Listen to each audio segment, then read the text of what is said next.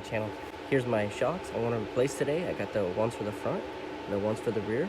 We're going to go ahead and replace them. I'm going to show you how to do it. Stay tuned. We'll go ahead and jack that up and get the front wheels off the ground now. Make sure the rear wheels are chocked.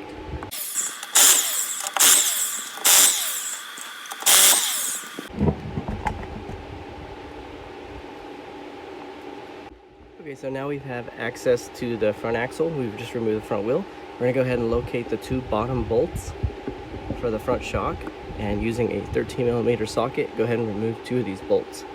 Now I had pre-lubed all of these bolts on all four shocks with some WD-40. That way they're not rusted.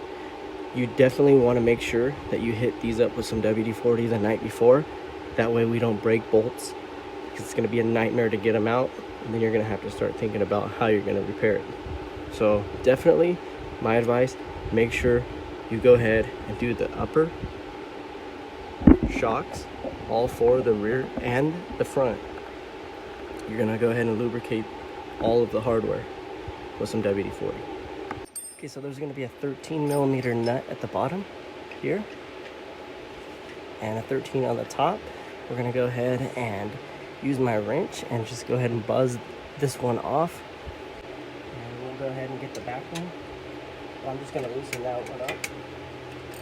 So as you can see, I just left this one still on. I totally removed the one on the right. What we're going to do is go ahead and lift straight up and start pulling it out. You can see where there's a fork here. It should just be able to pop right out of there and clear, just like so. And we'll just leave that there. We'll start working on the top here. Okay, so here I'm just going to clamp on some vice grips just to hold that shaft still. It doesn't need to be super tight. Then I'm going to take that 15mm wrench and just start loosening that top nut. It should get loose to a point where you can remove it by hand. Pretty simple. Channel locks fell out, but like I said, it's not needed. Only if you're having a hard time busting that bolt. And the shock has been totally removed. Okay, so now we have the new shock. We're going to go ahead and add the first washer, and we're just going to make sure the cup is up like this. And then add our first bushing like so. And we'll go ahead and set the shock in like this. Add second bushing. And then the cup washer, you want to have that one go in the down position. And then we'll go ahead and run our nut. And the nut is on. I'm going to go ahead and give it a couple turns with my 15mm wrench. Now we're going to install the bolt bar. It has the two forks on the ends into the bushing. A little bit of Vaseline works well with this. We'll just go ahead and put some on here, a little bit of petroleum jelly, and stick it right in the shock area. That way the shock and the bushing is lubed up well, and it will easily accept this bolt bar here. And I'm just going to help it in with my channel locks.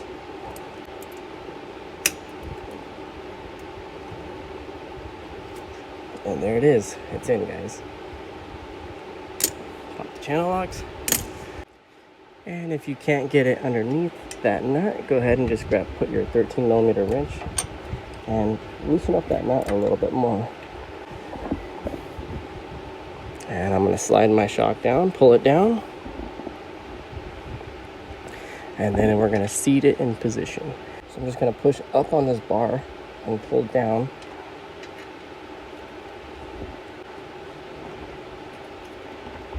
That way I can slip it just like that in and push down. Now we are in position to add our bolt. It's always a good idea to add some anti-seize to this hardware. It's good shop practice and clean things up. So we'll go ahead and add the anti-seize and run our bolt and lock this one down.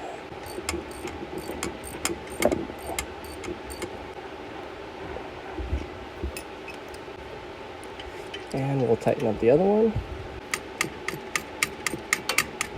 Okay, now so for the top one, we've just got our washers and bushing installed.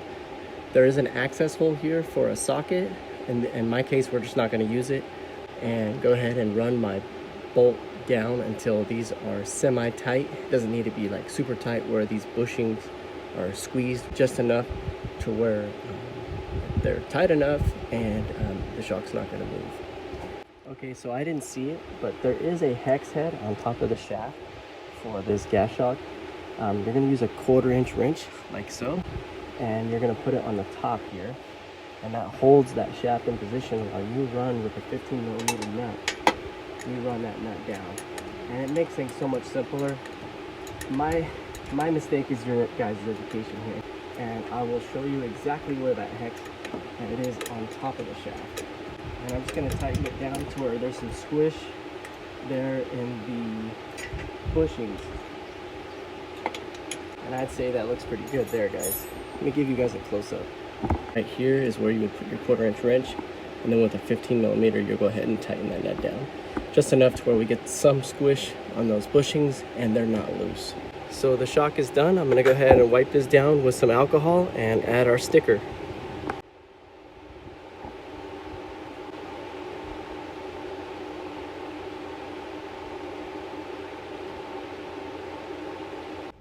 And we are good to go. Front shock is totally installed. We're going to go ahead and put the tire back on and start on the rear.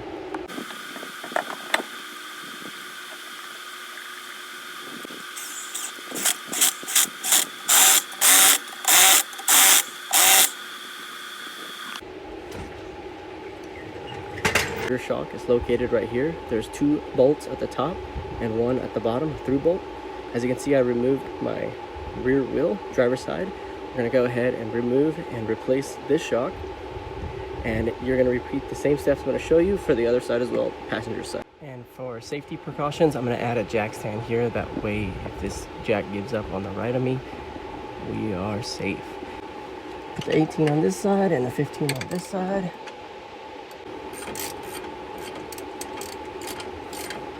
We'll just go ahead and crack that one loose. And I'm just gonna hit that bolt out,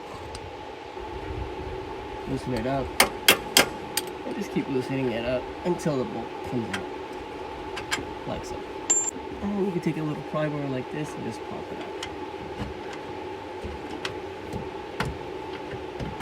Just like so, and just let it dangle right there. Like I was saying, it's a pretty simple design.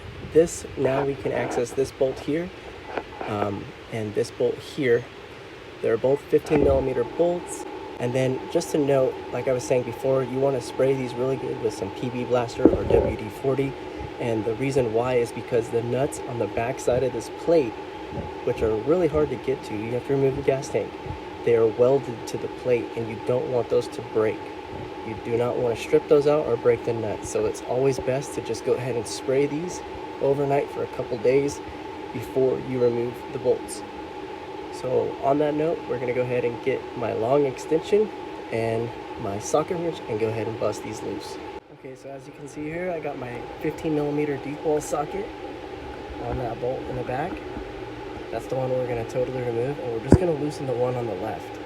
You can see I have my super long extension here, and I'm going to grab my socket wrench and we're going to bust it loose. So wish me luck. And so far it looks like it's coming loose really easily. And I'm just going to go ahead and loosen that bolt and totally remove it. And voila, the bolt came out and it's looking good.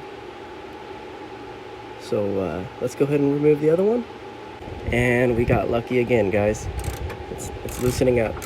Now you don't want your head underneath the shock or anything like so. You don't want to be in the way because things can fall on you and can hurt you really bad. So stay way out of the way. Okay, so now that we have that bolt loose, we should be able to just work its way out, and it should pop right out of that fork. Just like so. And it came straight out. So here's the old shock. Looks like it suffered some damage here. You can see it's kind of dented up. But yeah, here's the old shock, and the bolt bar goes up the top. So let's go ahead and get that rear shock installed. Okay guys, so we got the new shock laid out. We're gonna open up the hardware packaging. Looks like we got 3 spacers to choose from. Maybe they're different sizes. So we'll have to figure out which one is which. Pretty simple. And then that bolt bar that goes on the top.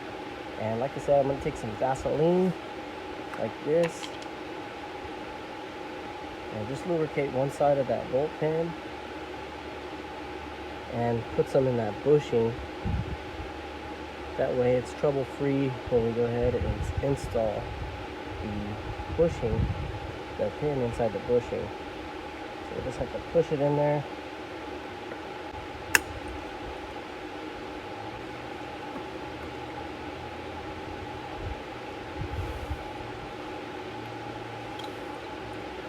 And there we go.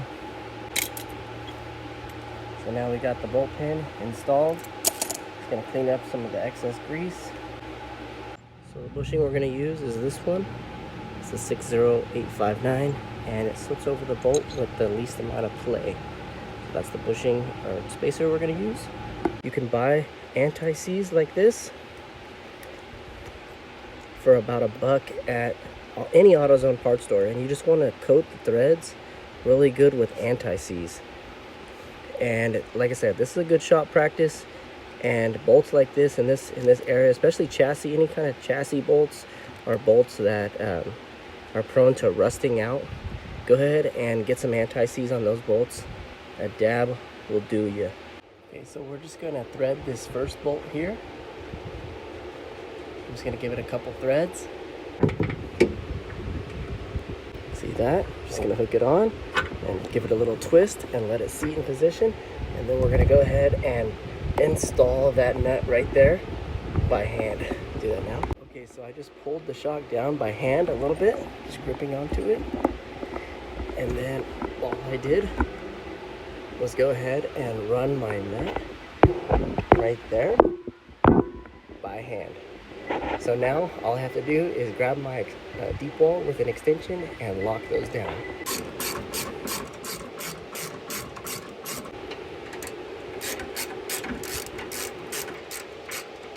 Okay, so now we're nice and snug. Let's go ahead and get the bottom part of this shock bolted in. Okay, so I'm just gonna take my bolt here and run some anti-seize on it as well. And we're gonna slip our spacer through the bushing, like so.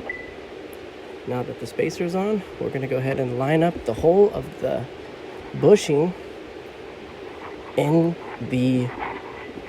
with the hole on the bracket.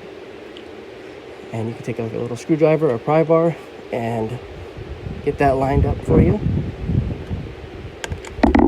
And I find it the best way to do this is to just push it in and twist a little bit. And like I said, just put your bolt in and you should be good.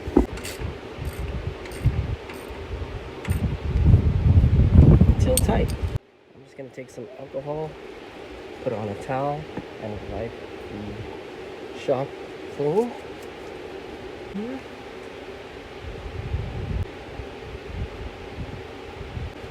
For the Procomp ES3000. Here are the old shocks. You got your 2 rear and 2 front on the outer side. And like I said, I got about 75,000 out of them. It's been about 10 years on the lift. I'm super excited to get those out of here and happy to get the new ones on. I'm just about to put the wheel on. I'm gonna go ahead and add some anti-seize to the lug nuts. It's always a good shop practice to anti-seize anything you can that's in the area that could be rusted. So we're gonna get the wheel back on and button this thing up, and let's get it back on the road. Stay tuned for some upcoming videos, and if you like this video, hit the thumbs up, consider subscribing, and like I said, check out some other videos that may be helpful to you. And as always, have a good day.